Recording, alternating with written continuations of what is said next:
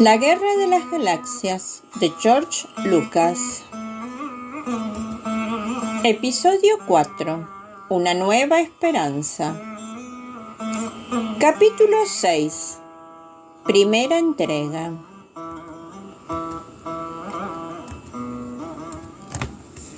«Mira hacia allí, Luke», ordenó Kenobi, señalando hacia el sudeste.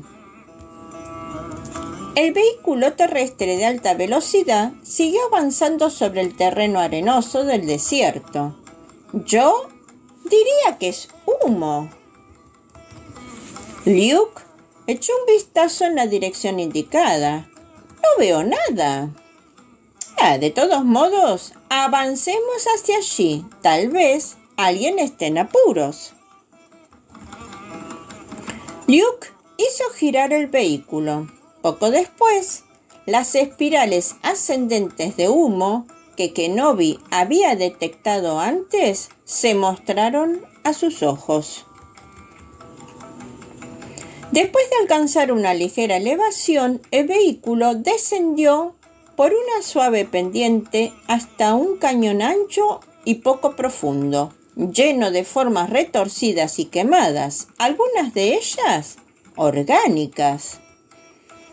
En el centro de la matanza y con aspecto de ballena metálica blanqueada, yacía la mole destrozada de un arenero reptante de los jaguas.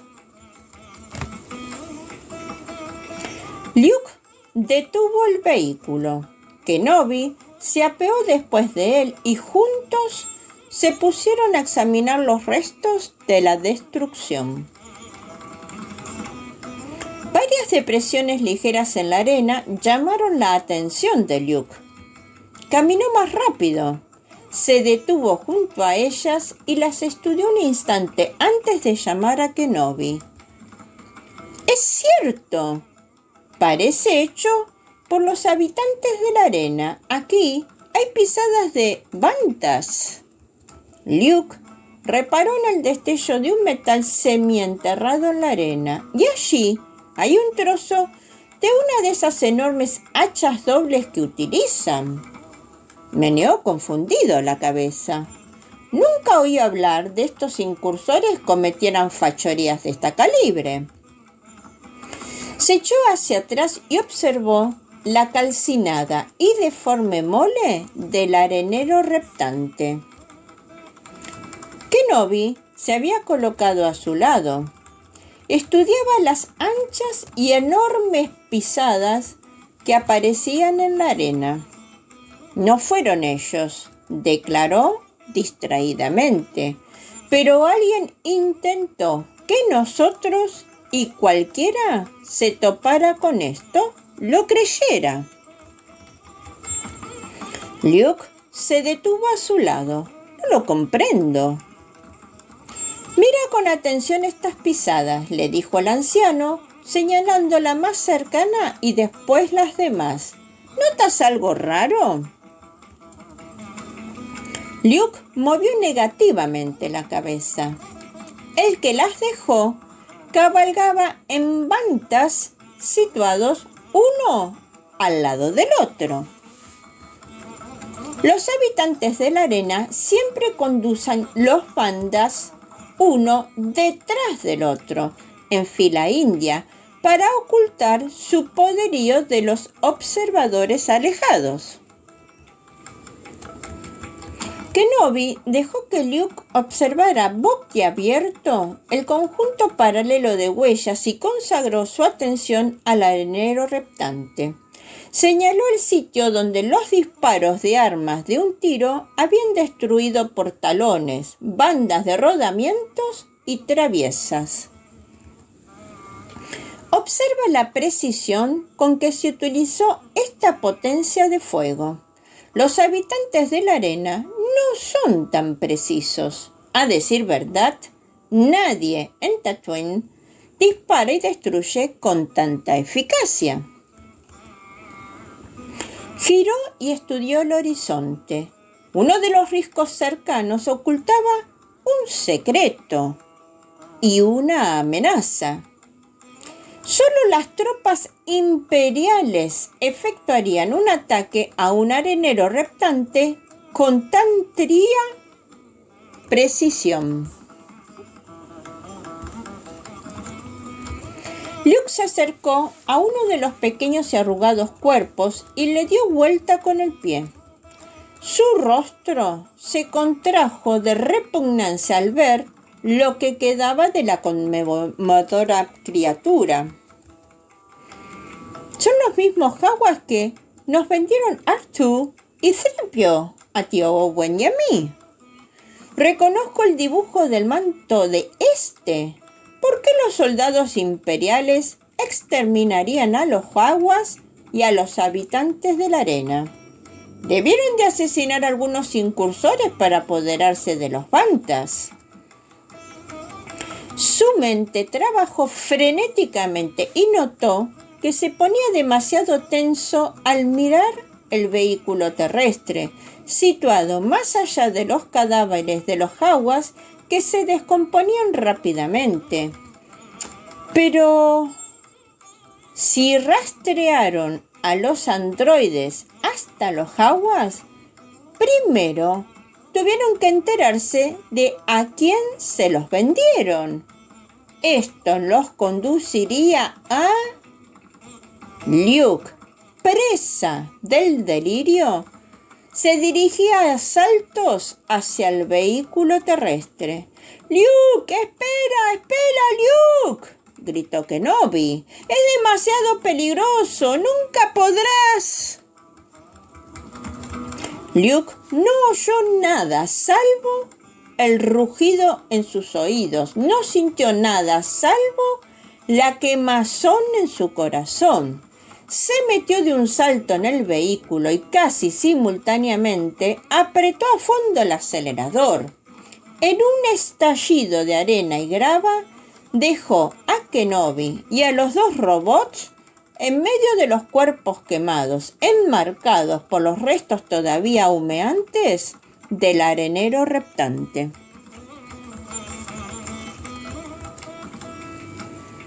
El humo que Luke vio al acercarse a la granja era distinto del que había surgido de la máquina Jawa. Ni siquiera se acordó de apagar el motor del vehículo al abrir del toldo de la carlinga y salir. Una oscura humareda se elevaba de los agujeros abiertos en el terreno. Aquellos agujeros habían sido su hogar, el único que conociera. Ahora también podrían haber sido las gargantas de pequeños volcanes. Intentó una y otra vez penetrar en las entradas de superficie que comunicaban con el complejo subterráneo. Una y otra vez el calor todavía intenso le obligó a retroceder, tosiendo y ahogándose. Se dio cuenta confusamente que daba traspiés y que tenía los ojos llorosos, no solo a causa del humo. Cegado, avanzó tropezando hasta la entrada exterior del garaje. También ardía, pero tal vez ellos habían logrado huir en otro vehículo terrestre. ¡Tío Aberu! ¡Tío Owen! Resultaba difícil distinguir algo en medio de la bruma que escocía los ojos. Dos formas humeantes se perfilaron en el túnel, apenas visible en medio de la bruma y las lágrimas. Casi se parecían a... Entrecerró y se secó enfurecido los ojos que de tan poco le servían ahora. No era posible. Poco después daba vueltas, caía boca abajo y ocultaba el rostro en la arena para no tener que seguir mirando.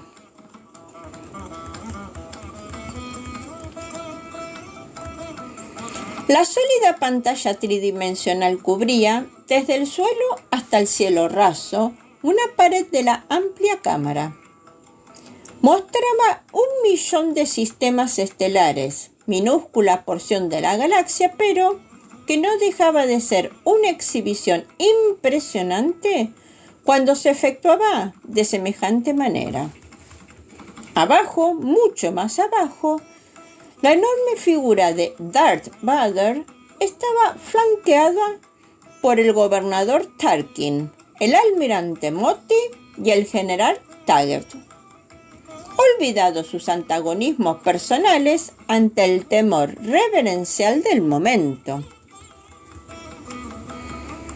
La última verificación está completa, le informó Motti. Todos los sistemas son operativos. Se dirigió a los otros. ¿Cuál será el primer curso que fijaremos? Vader pareció no oírlo, pues murmuró suavemente a medida para sus adentros. Leia Organa tiene un dominio sorprendente. Su resistencia al interrogador es notable. Miró a Tarkin. Pasará algún tiempo antes de que logremos sacarle alguna información útil. Vader, los métodos que usted recomienda siempre me han parecido bastante extraños. Bueno, son eficaces, sostuvo suavemente el oscuro señor. Sin embargo, con miras a acelerar el procedimiento, estoy dispuesto a considerar sus sugerencias. Tarkin se mostró pensativo. A menudo es posible ablandar tanta testarudez mediante amenazas a alguien que no es la persona implicada. ¿Qué quieres decir? Sencillamente que creo llegado el momento de demostrar en pleno poder de esta estación. Podemos hacerlo de un modo doblemente útil, instruyó al atento Motti. Informe a sus programadores que fijen el curso para el sistema de Alderaan.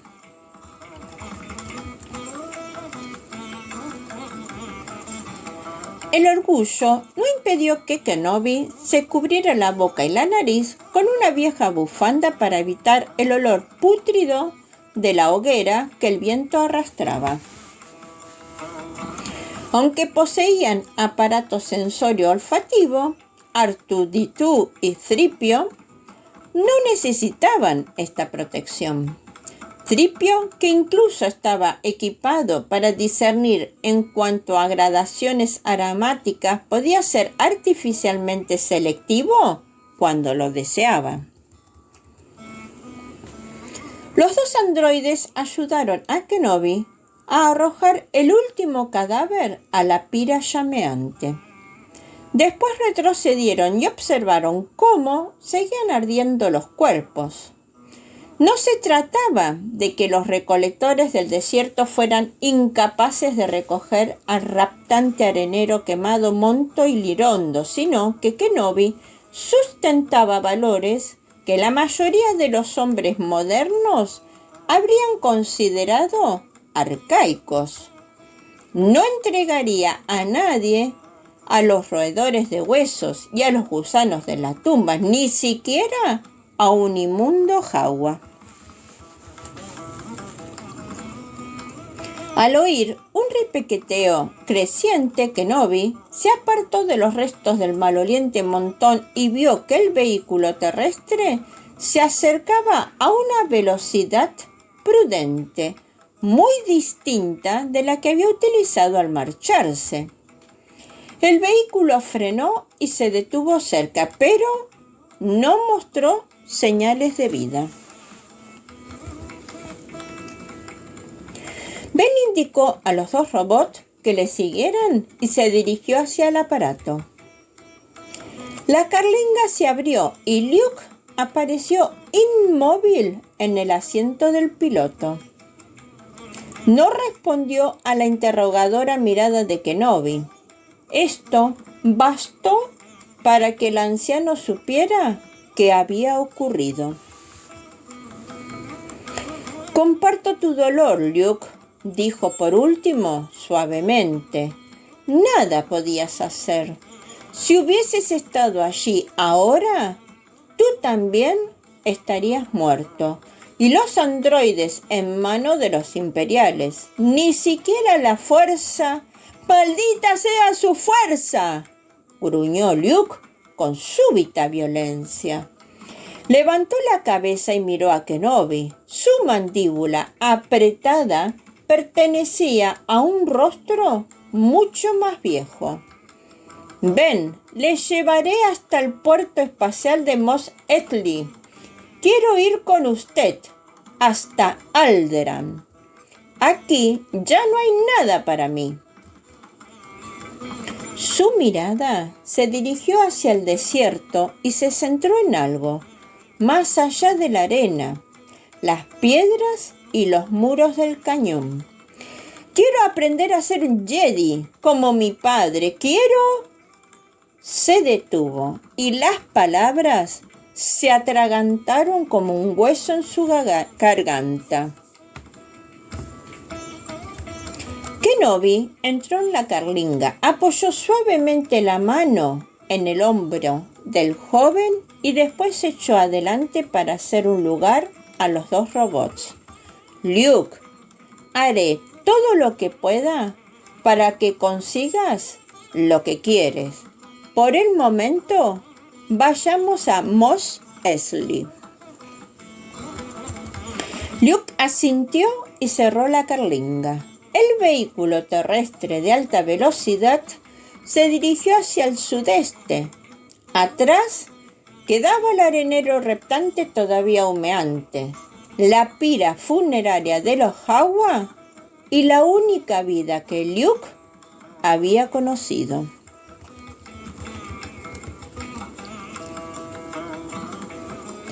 Luke y Ben abarcaron el vehículo cerca del borde del risco de piedra arenisca y se acercaron a contemplar las diminutas y regulares protuberancias que sobresalían de la llanura calcinada por el sol.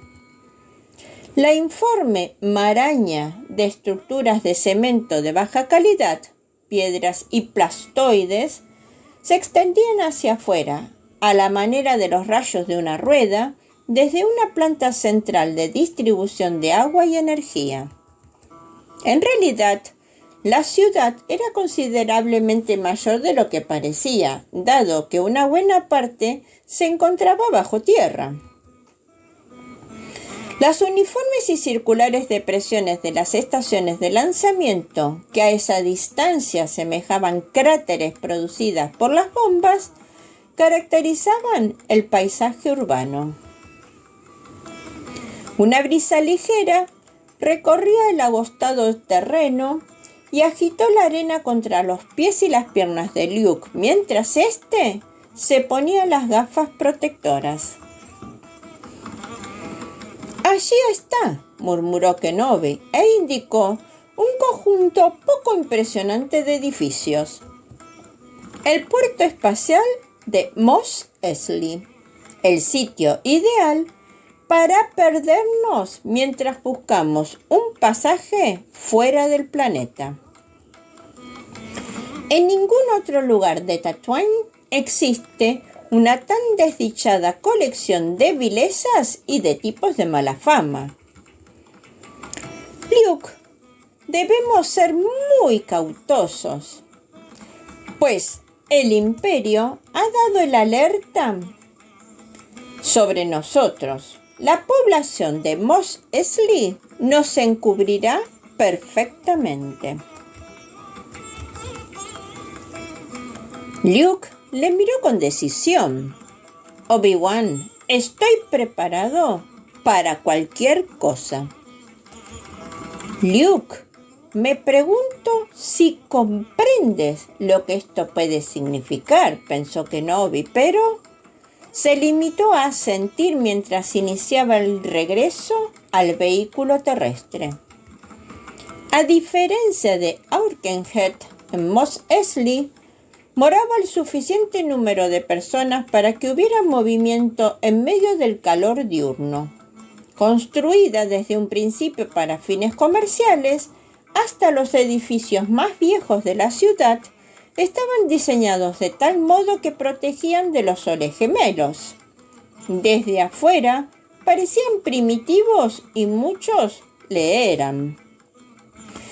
Pero, con frecuencia, las paredes y los arcos de piedra vieja ocultaban las dobles paredes de acero duro, entre las cuales circulaba libremente el aire refrigerante. Luke conducía el vehículo terrestre por las afueras de la ciudad cuando de la nada surgieran varias formas altas y relucientes y comenzaron a trazar un círculo a su alrededor. Presa del pánico, pensó un instante en acelerar al máximo el motor y deslizarse en medio de los transeúntes y de otros vehículos. Un apretón sobredemente y firme en el brazo le contuvo y relajó. Desvió la mirada y vio que Kenobi sonreía como aconsejándole. De modo que continuaron a una velocidad normal para cruzar la ciudad. Luke abrigaba la esperanza de que los soldados imperiales estuvieran interesados en otro asunto. No tuvo suerte. Uno de los soldados levantó una mano blindada. Luke no tuvo más remedio que responder. A medida que se acercaba, reparó en las miradas curiosas de los transeúntes. Peor aún, parecía que la atención de los soldados no iba dedicada a Kenobi ni a él, sino a los dos robots inmóviles sentados detrás de ellos. ¿Cuánto tiempo hace que tiene estos androides?, preguntó en tono brusco el soldado que había levantado la mano. Parecía ajeno a las formalidades amables. Durante un segundo, Luke no supo qué responder y finalmente dijo: «Creo que 3 o 4 temporadas. Están en venta, si le interesan, y el precio vale la pena», intervino Kenobi, dando la maravillosa impresión de un embaucador del desierto que por medio de halagos obtiene unos pocos y rápidos beneficios de los imperiales ignorantes. El soldado no se dignó a contestar. Estaba concentrado en una minuciosa revisión de la superficie inferior del vehículo terrestre. «¿Vienen del sur?», inquirió. No, replicó Luke a toda prisa. «Vivimos en el oeste, cerca del municipio de Bestin». «Bestin», murmuró el soldado, avanzando para estudiar la parte delantera del vehículo. Luke se obligó a mirar hacia adelante. Finalmente la figura acorazada concluyó su revisión. Se detuvo siniestramente cerca de Luke y agregó: «Muéstreme su carnet de identidad». Seguramente el hombre había percibido su terror y su nerviosismo, pensó Luke, desesperado. Su resolución de poco tiempo antes, en el sentido de estar preparado para aceptar cualquier cosa, se había evaporado bajo la impertérrita mirada de aquel soldado profesional. Sabía lo que ocurriría si echaban un vistazo a su carnet de identidad, en donde figuraban la ubicación de su casa y los nombres de sus parientes más cercanos. Algo parecía zumbar en el interior de su cabeza, se sintió mareado. Kenobi se había asomado y conversaba afablemente con el soldado. «Usted no necesita ver su carnet de identidad», informó el anciano al imperial con una voz sumamente peculiar. El soldado le miró estúpidamente y replicó como si fuera evidente: «No necesito ver su carnet de identidad». Su reacción se oponía a la de Kenobi. Su voz era normal y su expresión peculiar. Estos no son los androides que andan buscando, le informó Kenobi afablemente. No, no son estos los androides que andamos buscando. Él puede continuar con sus asuntos. Usted puede continuar con sus asuntos, informó a Luke el soldado. La expresión de alivio que cubrió el rostro de Luke debió de ser tan delatadora como su nerviosismo anterior, pero el imperial la pasó por alto. «Siga su camino», susurró Kenobi. «Siga su camino», ordenó el soldado a Luke. Incapaz de decidir si tenía que saludar, asentir o dar las gracias al soldado, Luke decidió apretar el acelerador. El vehículo terrestre se alejó del círculo de soldados. Luke se arriesgó a mirar hacia atrás cuando las tropas se dispusieron a doblar en una esquina. El oficial que los había inspeccionado parecía discutir con varios compañeros, aunque Luke no estaba seguro a causa de la distancia. Miró a su compañero y comenzó a decir algo. Kenobi se limitó a menear lentamente la cabeza y sonrió. Luke contuvo su curiosidad y se concentró en guiar el vehículo a través de las calles cada vez más estrechas. Kenobi parecía tener cierta idea acerca de a dónde se dirigía. Luke estudió las destartaladas estructuras y los individuos de aspecto igualmente indeseable junto a los que pasaban. Habían entrado en la zona más antigua de Mos Eisley y, en consecuencia, en donde los viejos vicios florecían con más vigor. Aunque testigo de este suceso yo no he sido, así me lo han referido.